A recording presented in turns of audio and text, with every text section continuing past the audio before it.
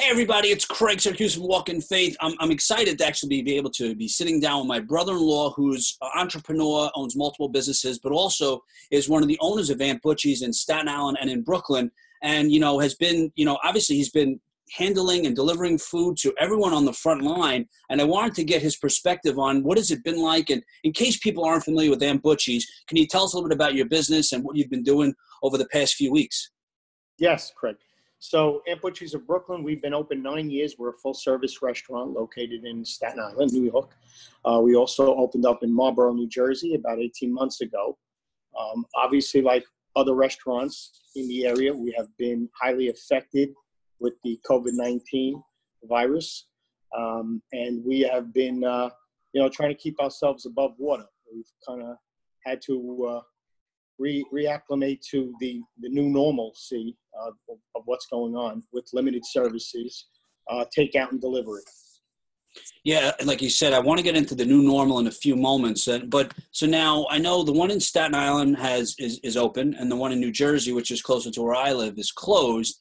Any reason why you decided to close the one in New Jersey during this time? Yeah, so like I had mentioned, we're fairly new at the New Jersey location. We did not do a tremendous amount of takeout and delivery. And we decided when this kind of happened overnight that would be best to just close down because there was a lot of uncertainty of what was going on. In Staten Island, we're open over 9 years, so we had a tremendous amount of delivery and takeout, existing customers that knew that's what we did. So it was a lot easier of a transition from going to full service dining to those services. So that was the reasoning to keep open Staten Island. Yeah, I've noticed a lot, especially in New Jersey. There's a pizzeria near me that literally just opened before the pandemic. And I feel bad because they're trying to get customers in and trying to do deliveries. And just out of curiosity, can a delivery business, can that sustain? Can you just sustain on deliveries alone? I mean, you have a huge overhead, you have a full staff. Is that sustainable, just deliveries? So, it depends on the business we're talking about. So you mentioned, your local pizzeria. For the smaller mom and pop pizzeria, it may be enough to survive on takeout and delivery because they got a lot less of an overhead. For us, we can seat 180 people in our dining room. So our overhead is a lot greater than a smaller sized retail, eatery. But we have been working with a limited crew in our kitchen and also in the front end. So that's the only way to sustain with the services that we're doing. Luckily for us here, we've been also feeding the front line. We've been working with Staten Island University Hospital, Richmond Medical Center on the North Shore, and some other local unions that have been supporting us, and also we have been supporting the front line. Wow. So you've been getting, I know I spoke to Peter, partner. He said, I guess you guys have been receiving some donations and you've been sort of offsetting some of your cost and overhead. But now, you have a family, obviously, I know that personally, but Peter does. Everyone that works there has a family. And in a sense, you're risking your own lives by feeding the front line because, I know Peter and people that work in your restaurant are delivering the food to doctors, to people on the front line. Number one, if you could tell us a little bit more about how you've been delivering, how you got involved in that, but also what type of precautions, but also I'm just assuming it must cost the business more money because of the extra, whether it's the gloves, the mask, the service. Now you have even more of an overhead and you're, like you said, you're not able to sit 180 people. Right. So, yeah, like everyone else out there, businesses, landlords, I'm a tenant here, but I'm also a landlord. And banks and other, agencies have been working with us. And as far as I know, other businesses, as far as, helping with, offsetting or deferring expenses, which is helping at the short term, but we'll see if that, we could sustain going forward. But yeah, as far as precautions, now it's mandatory. We all must wear masks. So there is an expense with gloves and masks, and they're not cheap. But we have no choice. It's part of the, what we're doing here. And we have to keep it that way, and it looks like it's going to be that way for a while. Yeah, that's interesting. And I want to definitely get into the new normal. And I was talking to Peter the other day, and I've, during, crisis, obviously I don't want to take away the fact that people are dying on a daily basis and it's having a huge impact globally, but there's also opportunity, right? And a different perspective, different way of seeing things. So I was mentioning the other day to Peter and another, restaurant entrepreneurs that, I'm going to give you a couple examples. Chili's, for instance, which is not one of my favorite places by any means. But what they've been doing is they've been selling alcohol directly, beer, wine. They're doing margarita kits, the fajita kits, where you go home and you cook the food. Texas Roadhouse is selling steaks directly to consumers. A friend of mine in Staten Island selling pizza kits, in LA pizza kits. So they found new opportunities during this time. I know, like you said, you're delivering to the front line. Have you created any new opportunities? Do you see any new opportunities in the future? Pandemic cookbooks, because the new world is going to change. So have you noticed anything or any change, in your business or anything as you move forward in new opportunities? Well, we have it. The only thing we have changed is we've kind of put these lunchbox kits together to feed that front line. So everybody has their own lunch box. And in that box, there's a drink in there. There's a sandwich or meal, salad, and a napkin. So in other words, when these people are taking their lunch boxes, there's no cross-contamination. It's not like an open catering tray where people are sharing the same pan. So that's a new product that our kitchen had to get acclimated to doing. But going forward, before this happened, we were in the process of getting our stuffed meatball, which we're known for, possibly onto a supermarket across the country near you. Wow. Yeah, so that's something that we're kind of bringing to the front burner now, because there may be a need for people buying retail as opposed to coming in and getting it in the dining experience that they're used to. I agree. I mean, I think, and this is just my opinion, but I think the new normal will change. Like the doctors are saying, and the president, the light switch isn't just going to go on and people are going to rush to restaurants. I don't know, but also too now I've heard from different governors and I've heard on the news that there might be new restrictions put in place in certain states where there'll be limited seating. So if you went from 180, right, you might be down to 120. Disposable menus, because I feel like, we're the majority, right? So when somebody, let's say a diner, if somebody brings out my food, I'm going to question, she's not wearing gloves, she's not wearing a mask, so it might change the capacity of the kitchen, all of these new rules and regulations, the new normal, we'll call it, maybe, the occupancy. So are you ready to adjust to that? Can you adjust to that? Can you sustain that? I mean, what do you see in the future? What do you see light switch going on? Yeah, I mean, look, everybody, all these businesses are applying for this, payroll protection program that's offered that was approved by Congress. And, for some businesses, it may be a significant number to work with, but I feel like it's a temporary Band-Aid because there is that uncertainty and nobody knows if we're going to get back to normal in 2 months, 3 months, 6 months, or maybe even a year. The same way they closed the businesses, they went from 50% occupancy to 25%. We may go back that way. And you asked, can we sustain at those numbers? The answer is we don't know.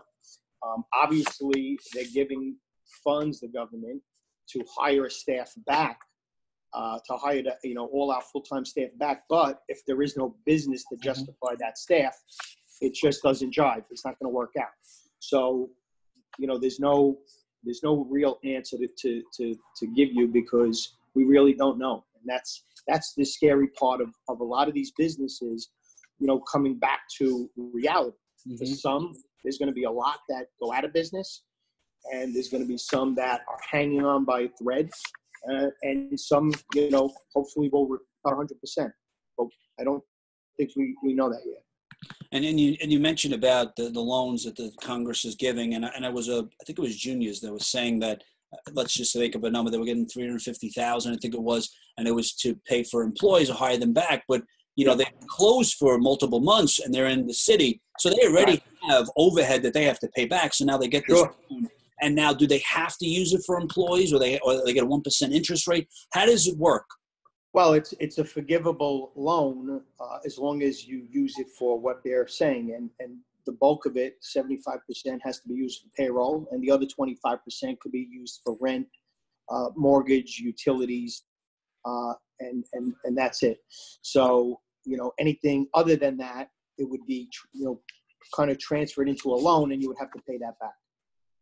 Wow. So was it, just out of curiosity, was it easy for you to apply for this loan? Or, I mean, I've heard different stories from different people. Well, for me, I have an accounting background. So, for me, I'm used to the application process, the paperwork that's needed. But I could tell you that it's been a nightmare. Not many banks know what the rules and the regulations were, and they did change by the minute. So each bank, had a different, threshold of how many applicants that they could get.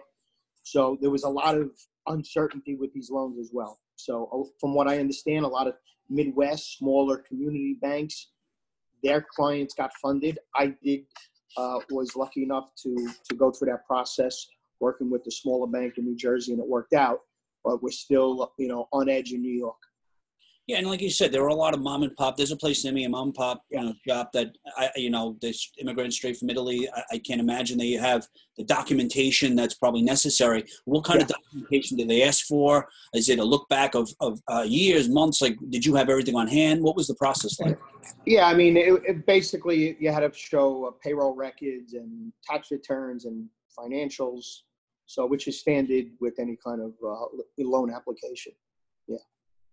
So now take me now. I know today and yesterday I think you were delivering a couple hundred lunches to people on the front line. Have you been? What has your experience been like? And how have you? I know we briefly mentioned, but how have you been? Receiving funds for that, and what does that mean for you personally to be able to feed some of the people on the front line?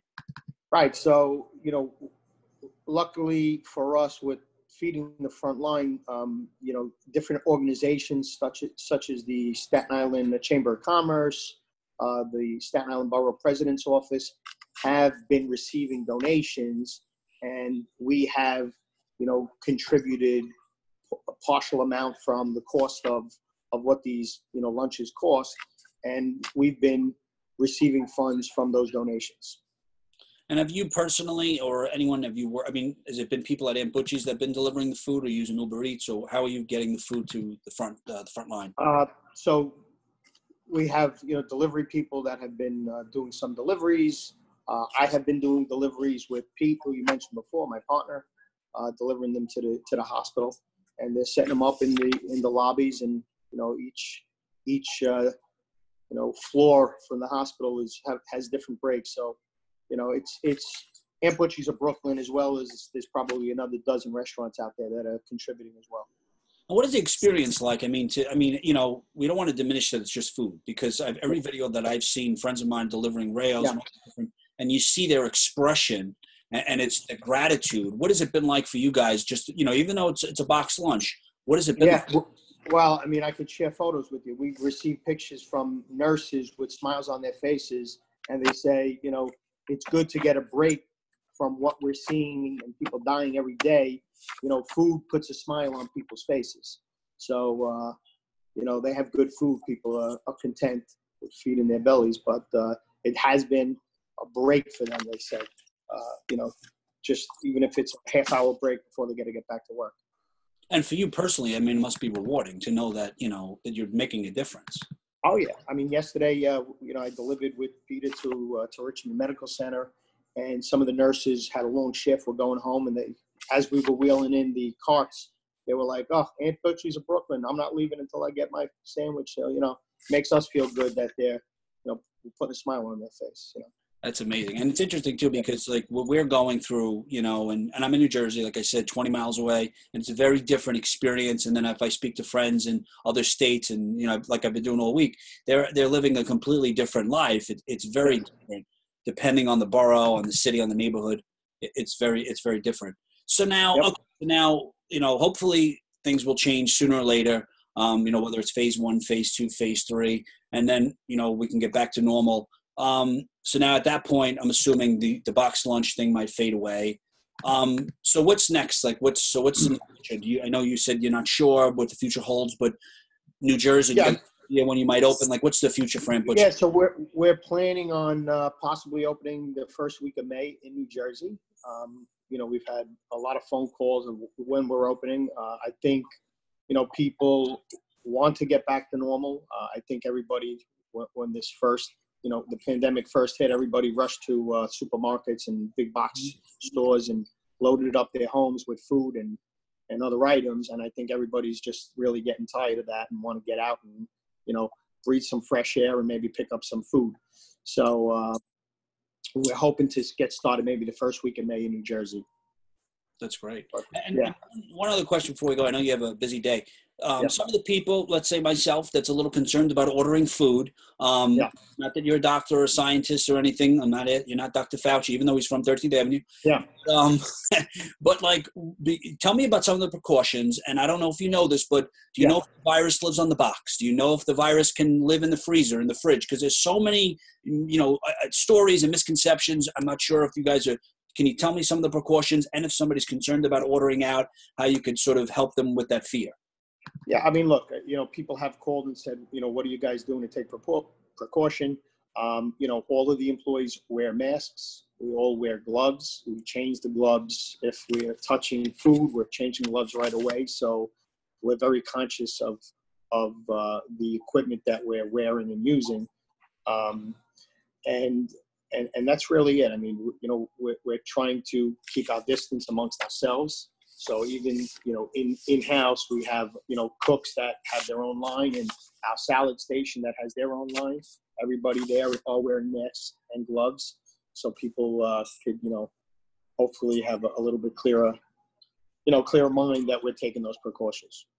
That's good to know. You're probably taking more precautions than the average person at home who's, making their own dish. So listen, I mean, you've helped me with my fears. I mean, I've been afraid. I know my wife, Dana's been afraid. She's, washing bananas downstairs right now, which I didn't like to wash bananas, but she's washing. Leave me alone. I'm washing the bananas. I said, okay, wash bananas. But anyway, we get it. So now I would advise people, I love Aunt Butchies, not because I get 10% kickback. I mean, I love Aunt Butchies, but honestly, I would advise people to order. If they want to donate, if they want to get involved, if they want to order, do you have a website, phone number? Can you please share it? Yeah, so our website is auntbutchiesofbrooklyn.com. Our phone number in Staten Island is 718-227-0002. We've had many calls, anonymous people that said, I want to send, 2 pounds of cookies to the hospital that we've delivered. We've had people send food to their friends or family that have been sick by the virus, that are unable to cook, that have families. So there's been a great, resource of referrals and getting our name out there that way. So please check us out. I think you're right, because people sit home, they don't know how they can get involved, how they can help. Yeah. Not everybody is in the same financial situation, but donating 2 pounds of cookies could really mean a lot to someone that can't get out. Yeah. Before we go, I know everyone's going to ask the same question. Aunt Butchies, the name, what does that come from? What is the derivative of what? So one of our partners, Frank Stinky Santo, his mom growing up was called Butch, and all her nieces and nephews called her Aunt Butch. So that's how the name came about. Many people don't know that. And it stuck. So Frank opened up a bakery 25 years ago in Brooklyn called Aunt Butchies, which we make chocolate mousse cake, cheesecake, tiramisu, Oreo cheesecake. You name it. We got a variety of cakes, which I know you've sampled a few. Yes. And we took that name and kind of put in the full dining experience in Staten Island and New Jersey. Wow. Well, thank you so much for sharing it. I don't think anyone will ever forget the name or the story. Like I said, I think everybody should do something. Do your part, whether it's donate cookies, donate food, order from Aunt Butchies. Mention Craig Syracusa so I get my free cannoli. Joey, it's always a pleasure. Say hello to everyone. Yes. I love to the kids. Thank you. Michelle, I'm still waiting on the train table. She has not delivered the train table for Mario, but thank you and God bless. Guys, I hope you enjoyed today's. Be well. Always remember. Check us out. Thank you, Joey. Remember, guys, you're going to inspire evangelizing words and actions. God bless.